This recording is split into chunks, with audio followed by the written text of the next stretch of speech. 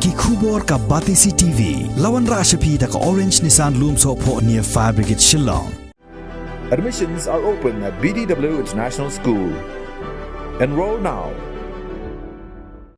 Kesorkar jelna menta kesngi ke arteri kebenain no pra arajar arpuai kala kular ban seu no ya ketulop ba ya ke area jong ki nongtrai ke Shillong Municipal Board kat kum ka 5th Pay Commission haswa ke Christmas kani ke jingkular kala wan hadin bagi nong elam jong ke Shillong Municipal Employees Association kili ya kendo yo menteri katanat penroisor ubas nyab halang dhar ubala khlai ya kani ke juban lak hadin ba ula khot ya kren hakamra trai kam jong u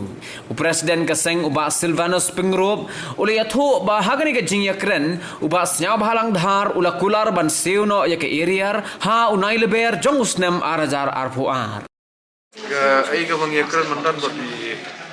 minister ke long ke bahasa iso nomor ba kalian hari ila kular ban pelaj ya salary jungi Agustus September apa ke 5th Pay Commission but ila boro ya ka gran naga benta hadu umaj naga benta bangin yo ya ka areas ke jongil pon ti tapi dai bat kani ni dap sia daga jenis movement crowd naga association kumagalong himantangin suspend no ya kani ka agitation ke jongi bangin ap hadu banda poi swaga Christmas kita kita nak kerana ketulak kembali ai me ik assuran kalau kembali ai tapi uno bamba before Christmas em lakat no benai kita sama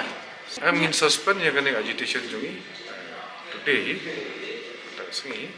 khat di regional meeting dengan kami ni but suspend sipon apa jeng ni penbet pat CEO boleh office ini betul nak ya jentri sedang nak menulis mentahi Umat menem step iklam sangat ban ditri sangat ya ke area mentai lagu ya ke approval sako ke finance department but ya kene apa jo much bisa kendap lah la pasangena but kina yang i menta daga 5th Pay Commission